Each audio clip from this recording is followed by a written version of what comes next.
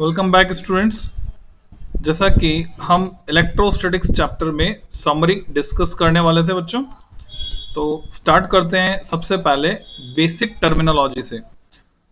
Electrostatics में जो जो टर्म्स हमारे काम में आती हैं उनसे हमारी अच्छे से फैमिलियरिटी होनी चाहिए। वो कौन कौन सी टर्म्स हैं, लेट्स सी। एक फास्ट फॉरवर्ड इसको हम कर लेते हैं, रिवीजन जैसा हो जाएगा। Let's see what are the terms which we have learned in chapter electrostatics. This is part 1, basic terminology. हमने इलेक्ट्रिक चार्ज के बारे में सीखा। चार्ज जब मोशन में होता है तो वो स्पार्क क्रिएट करता है, अदरवाइज रेस्ट पर फील्ड लाइंस उससे निकलती हैं। हमने सीखा इंसुलेटर, सेमीकंडक्टर और कंडक्टर के बारे में कि इंसुलेटर, सेमीकंडक्टर और कंडक्टर ये जो हैं क्यों ऐसा बिहेव करते हैं, इनकी कैटेगरी। तो इसके बारे में डिटेल में हम पढ़ेंगे चैप्टर नंबर 14 यानी इलेक्ट्रॉनिक डिवाइसेस में। वहाँ पर हम इसके बारे में डिटेल में सीखेंगे। तो ये एनर्जी बैंड गैप का फर्क होता है, केमिस्ट्री और फिजिक्स में एक कॉमन पोर्शन होता है। तो इंसुलेटर वो हैं जो इलेक्ट्रिसिटी का कंडक्शन नहीं करते, कंडक्टर वो हैं जो इलेक्ट्रिसिटी का कंडक्शन करते हैं, और सेमी कंडक्टर में इंटरमीडिएट प्रॉपर्टीज होती हैं in between conductors and insulators. तो ये हाई टेम्परेचर पर तो कंडक्टर की तरह बिहेव करते हैं और लो टेम्परेचर पर इंसुलेटर की तरह बिहेव करते हैं। नेक्स्ट अगर हम बात करें electric resistance point of view से, तो कंडक्टर्स का रेजिस्टेंस बहुत ही लो होता है, 10⁻10 ओम के ऑर्डर का होता है, जबकि इंसुलेटर का रेजिस्टेंस बहुत ही हाई होता है, 10⁻18 ओम के ऑर्डर का होता है। कंडक्टर के एग्जाम्पल से जैसे gold, silver, copper, iron, aluminium वगैरह, जबकि सेमी कंडक्टर में आ जाते हैं silicon, germanium, selenium, gallium arsenide यानी गैलियम आर्सेनाइड वगैरह वगैरह। जबकि इंसुलेटर में हमारे पास glass, rubber, oil, plastic, diamond, ये सब इंसुलेटर हैं। नेक्स्ट हमने एक इंस्ट्रूमेंट के बारे में पढ़ा जो कि चार्ज की प्रेजेंस को डिटेक्ट करता है और उसका नाम है गोल्ड लीफ इलेक्ट्रोस्कोप। तो आपको इसकी फंक्शनिंग का आइडिया होना चाहिए। गोल्ड लीफ ही क्यों यूज की, क्योंकि gold is the most malleable substance. तो गोल्ड लीफ इलेक्ट्रोस्कोप, जिससे हम इलेक्ट्रोमीटर भी बना सकते हैं। अगर हम चार्ज को क्वालिटेटिवली नापने के बजाय क्वांटिटेटिव इससे नाप पाए तो उसको बोलेंगे इलेक्ट्रोमीटर। नेक्स्ट पिथ बॉल एक टर्म आती है। तो पिथ बॉल आप फैमिलियर हो, उसको उस टर्म से फैमिलियर होना है। Is a very small light weight object that picks up electric charge quite well. A charge pith ball works well to show the Coulomb force between two charge object. जैसे thermocol की balls होती हैं, उसको भी आप pith ball कह सकते हैं। तो ये हुई पिथ बॉल। नेक्स्ट है एबोनाइट, इसके बारे में हमने जाना। Ebonite is a brand name for a material generally known as hard rubber and is obtained by vulcanizing natural rubber for prolonged periods. Ebonite may contain from 25% to 80% sulfur and linseed oil. Its name comes from its intended use होना चाहिए as an artificial substitute for ebony wood. तो बच्चों ebonite की rod को जब हम रब करते हैं कैट्स फर से, तो कैट्स फर पर पॉजिटिव चार्ज आता है और एबोनाइट की रॉड पर नेगेटिव चार्ज आता है। ये आपने फ्रिक्शनल इलेक्ट्रिसिटी के एग्जांपल में देखा था। ए रिलेटिवली इनइलास्टिक रबर होता है ebonite, made from by vulcanization with a large amount of sulphur and used as an electrical insulating material. तो हाई टेम्परेचर एप्लीकेशन में इसके वाशर, सील पैकिंग वगैरह बनते हैं। जैसे गाड़ी के इंजन वगैरह में सील पैकिंग जो बनती है वो एबोनाइट की होती है। तो हर एक टर्म की एक इमेज आपके दिमाग में होनी चाहिए। जैसे ये आप देख रहे हैं, एक इमेज है, पेंडेंट जैसा कुछ दिख रहा है। एक्चुअल में ये क्या है, आप इसको लिंक कर सकते हो। वो जो जुरासिक पार्क फिल्म देखी हो आपने, उसकी स्टार्टिंग जो थी, 3 या 4 पार्ट बने। स्टार्टिंग में आपने देखा था कि एक क्रिस्टल जैसा था जिसमें एक मच्छर दबा हुआ था, और उस मच्छर से आरएनए, डीएनए मिला था हमको, किसका, डायनासोर का, और उससे डायनासोर बनाए गए थे।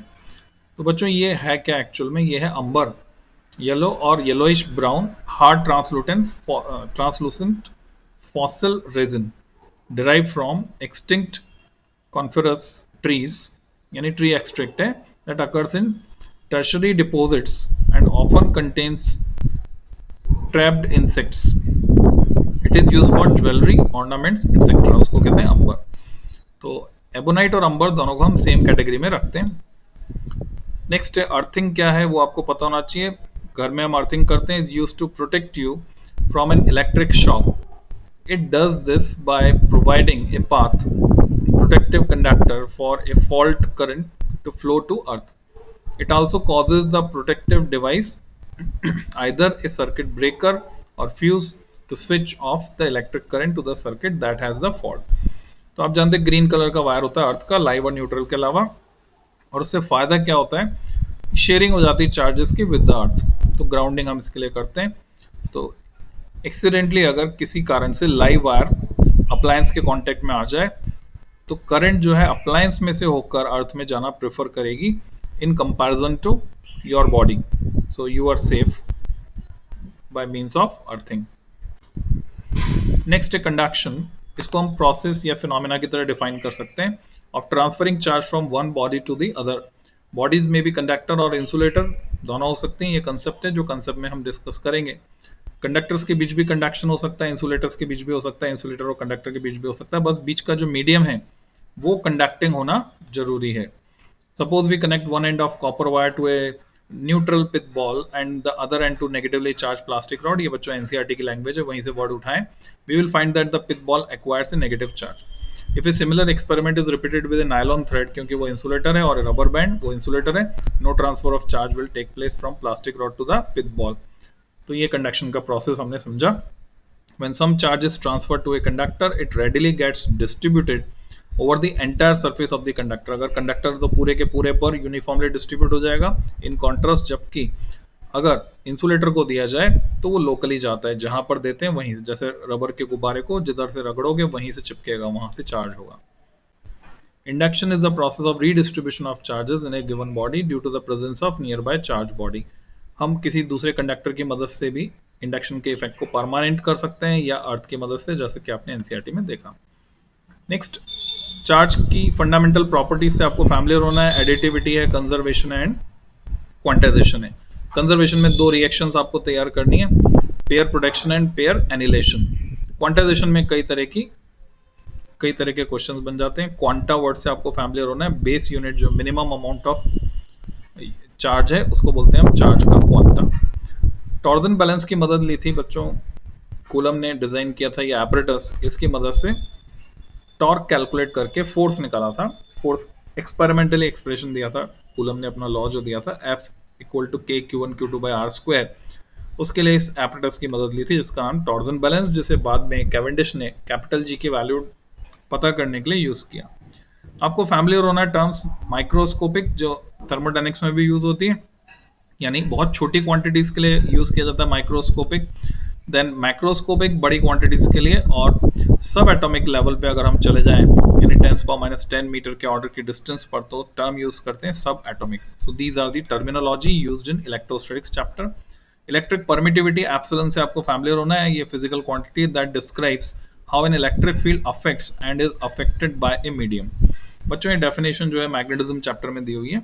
It is determined by the ability of a material to polarize in response to an applied field and thereby to cancel partially the field inside the material. तो इसकी जो वैल्यूज हैं डिफरेंट सब्सटेंसेस के लिए, उसका एक रफ आइडिया आपको होना चाहिए। एयर के लिए 1.0006, वैक्यूम के लिए हम 1 मानते हैं, एल्यूमिनियम ऑक्साइड के लिए 8.5 एंड सो ऑन। पेपर के लिए 3.85, माइका के लिए 5.6 से 8 के बीच में होती है। इसकी डायमेंशन है M-1 L-3 T4 A2।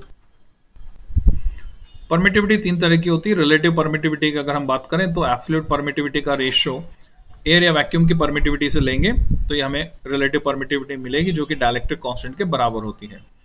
Dielectric constant जो है वो यूनिटलेस डायमेंशनलेस है, क्योंकि इसमें दो क्वांटिटीज, सिमिलर क्वांटिटीज का रेशियो आ रहा है, जबकि परमिटिविटी जो है डाइलेक्ट्रिक मीडियम की उसको हम नाप सकते हैं फैरेड पर मीटर में। कैपेसिटी के वहां से ये फैरेड पर मीटर यूनिट हमें मिलती है।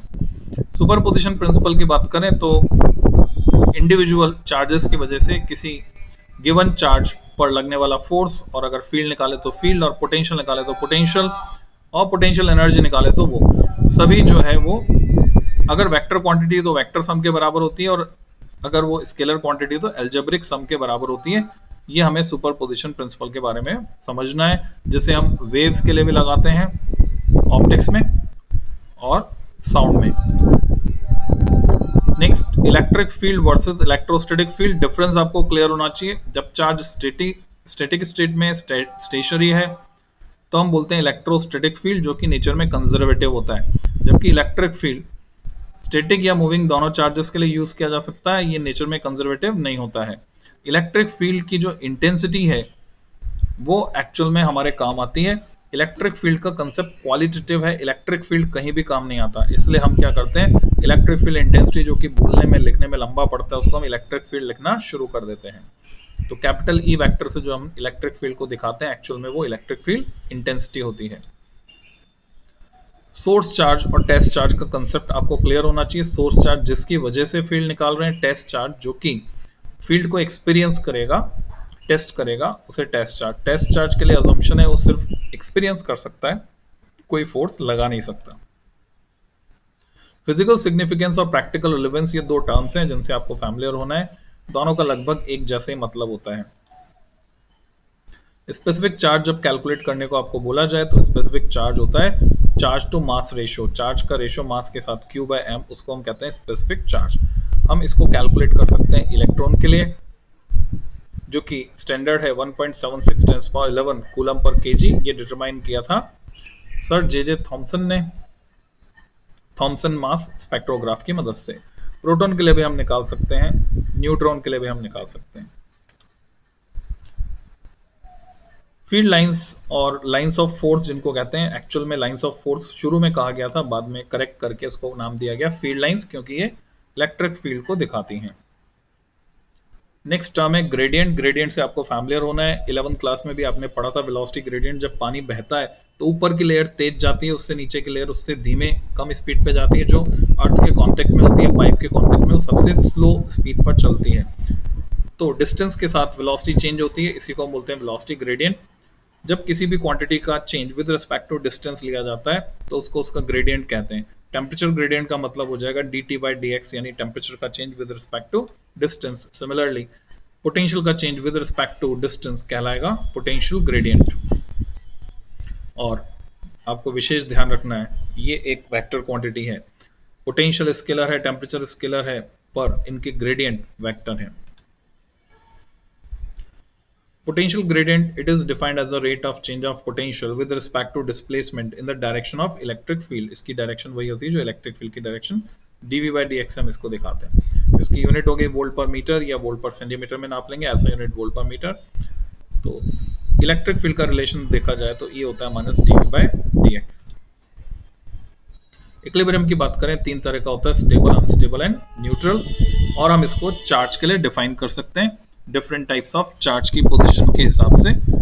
अगर सिस्टम को डिस्टर्ब करने पर, चार्ज को डिस्टर्ब करने पर लौटकर वहीं वापस आ जाए उसी पोजीशन पर तो स्टेबल, डिस्टर्ब करने पर हमेशा के लिए वहां से चले जाए तो अनस्टेबल, जैसे रखें वैसे रहे तो न्यूट्रल। एरिया हम डिस्कस करते हैं, क्लास 11 तक की ये स्केलर है, पर एक्चुअल में एरिया वेक्टर क्वांटिटी की तरह ट्रीट किया जाता है। तो एरिया में डायरेक्शन होती है perpendicular to the plane.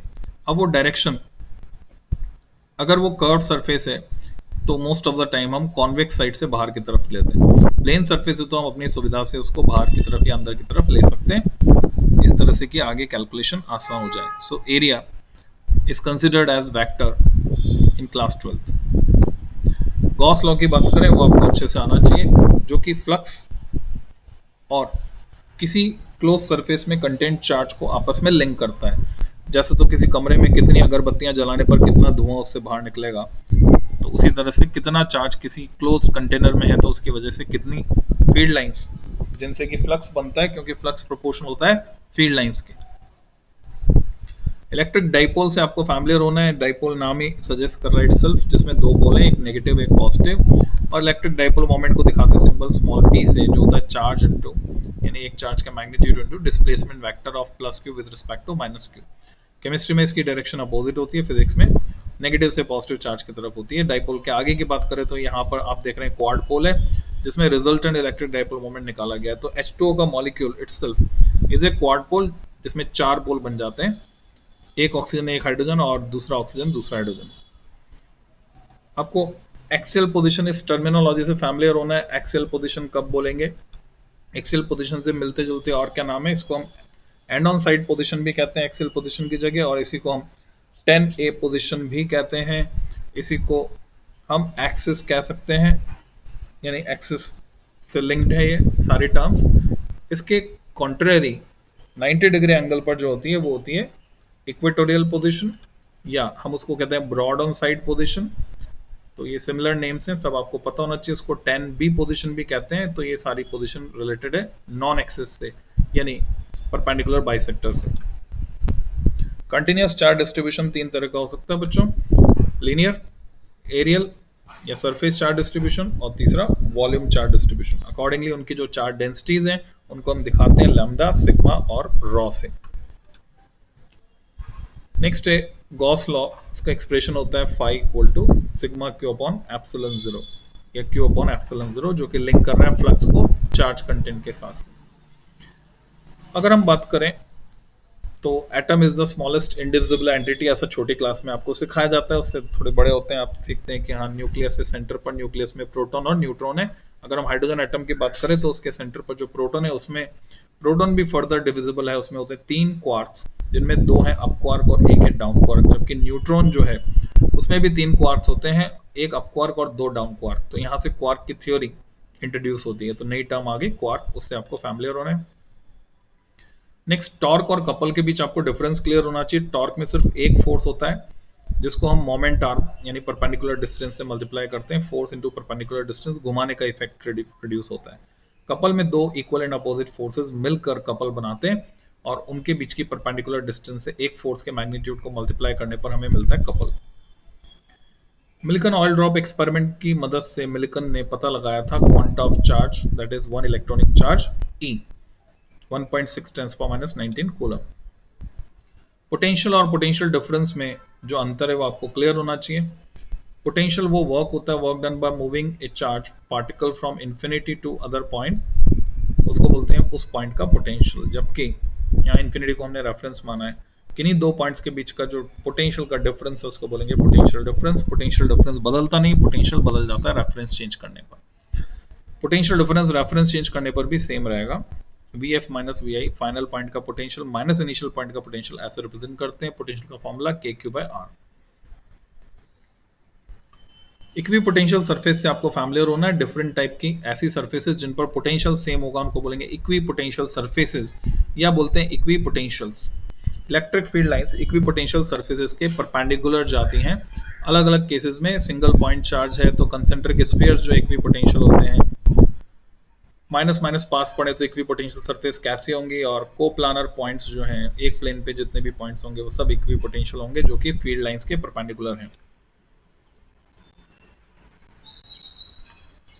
Potential energy का एक्सप्रेशन हम यहाँ पे KQ/R यूज करते हैं। पोटेंशियल एनर्जी का एक्सप्रेशन निकालने से हमको फायदा होता है क्योंकि फोर्स वेरिएबल है, डिस्टेंस चेंज होने के साथ चेंज हो रहा है, तो कैलकुलस से हम बच जाते हैं। कैलकुलेशन में कैलकुलस नहीं यूज करनी पड़ती अगर हम इनिशियल और फाइनल पोटेंशियल एनर्जी का डिफरेंस निकाल कर, यानी फाइनल माइनस इनिशियल करके वर्क डन कैलकुलेट करते हैं। तो पोटेंशियल एनर्जी की टर्म, चाहे वो ग्रेविटेशनल पोटेंशियल एनर्जी हो, चाहे इलेक्ट्रोस्टैटिक हो या इलेक्ट्रिक पोटेंशियल एनर्जी, इसमें मूविंग चार्ज भी हो सकते हैं, ये इंपॉर्टेंट होती है। इलेक्ट्रॉन वोल्ट जो कि पोटेंशियल एनर्जी की यूनिट भी है, एनर्जी की यूनिट है, तो इससे आपको फैमिलियर होना है। जब हम किसी इलेक्ट्रॉन को एक्सेलरेट करते हैं 1 वोल्ट पोटेंशियल डिफरेंस से, तो इलेक्ट्रॉन जो एनर्जी एक्वायर कर लेता है 1.6 10⁻⁹ जूल के बराबर होती है, उसको हम बोलते हैं 1 इलेक्ट्रॉन वोल्ट। इलेक्ट्रोस्टैटिक शील्डिंग से आपको फैमिलियर होना है। एक तो शील्डिंग इफेक्ट जो आप केमिस्ट्री में पढ़ते हैं वो भी सिमिलर है, मिलता जुलता है। यहाँ पर इलेक्ट्रोस्टैटिक्स में, फिजिक्स में इलेक्ट्रोस्टैटिक शील्डिंग का मतलब है कि किसी हॉलो कंडक्टर के अंदर इलेक्ट्रिक फील्ड जीरो होगा, यानी इलेक्ट्रिक फील्ड का इफेक्ट शील्ड हो जाएगा, अंदर नहीं जा पाएगा कंडक्टर के अंदर। यहीं पे फैराडे केज आपको दिखाया गया है, बाहर जो बिजली चमक रही है, जो टेस्ला कॉइल है, यहाँ से जो स्पार्क हो रहा है, अंदर आदमी खड़ा है पिंजरे के अंदर, बच्चा एक खड़ा है, उसको शॉक नहीं लगेगा, वो सेफ है। तो ये जो इंपॉर्टेंट प्रॉपर्टीज है कंडक्टर की वो हम तैयार करते हैं एनसीईआरटी से, तो इनसे आपको फैमिलियर होना चाहिए टर्मिनोलॉजी से। आपसे सवाल पूछा जाता है ऐसी जगह जहां electric field zero, potential zero नहीं हो, potential zero, electric field zero नहीं हो, दोनों पॉसिबल है, उसके एग्जांपल्स हमको आने चाहिए। डायइलेक्ट्रिक्स में पोलर एंड नॉन पोलर दोनों कैटेगरी वो आपको क्लियर होनी चाहिए विद एग्जांपल। जो पोलर होते हैं उनमें परमानेंट इलेक्ट्रिक डाइपोल मोमेंट होता है, नॉन पोलर में इंड्यूस्ड इलेक्ट्रिक डाइपोल मोमेंट होता है। पोलर पोलराइजेशन जो है टेम्परेचर डिपेंडेंट है, polar dielectric are temperature dependent, उनका जो पोलराइजेशन होगा कैपिटल पी से हम उसको दिखाते हैं। नॉन पोलर में पोलराइजेशन इंडिपेंडेंट है, यानी पोलराइजेशन टेम्परेचर पर डिपेंड नहीं करता। डाइलेक्ट्रिक की वजह से क्या होता है, अंदर डाइलेक्ट्रिक के अंदर एक नया इलेक्ट्रिक फील्ड डेवलप हो जाता है जो कि एक्सटर्नल इलेक्ट्रिक फील्ड के अपोजिशन में होता है, तो नेट इलेक्ट्रिक फील्ड कम हो जाता है।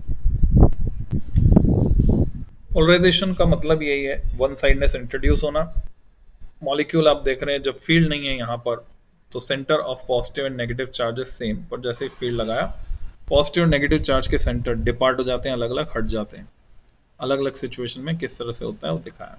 तो पोलर नॉन पोलर आपको क्लियर होना चाहिए। पोलराइजेशन की अगली स्टेप है आयनाइजेशन। पहले पोलराइजेशन यानी पॉजिटिव नेगेटिव के सेंटर डिपार्ट होंगे, और उसके बाद क्या होगा, उसके बाद भी अगर फील्ड को हम बढ़ाते जाएं तो आयनाइजेशन हो जाएगा, यानी इलेक्ट्रॉन डिटैच हो जाते हैं अपने अपने एटम से और कंडक्शन में पार्टिसिपेट करते हैं। कैपेसिटी टर्म से आपको फैमिलियरिटी होनी चाहिए। सी से इसको दिखाते हैं, epsilon 0 times A by D होती है किसी कैपेसिटर के लिए, इसको नापते हैं फैरेड में। डिफरेंट टाइप्स ऑफ कैपेसिटर से आपको फैमिलियरिटी होनी चाहिए, क्योंकि हमारी लाइफ में इंपॉर्टेंट रोल प्ले कर रहे हैं अलग अलग तरह के कैपेसिटर।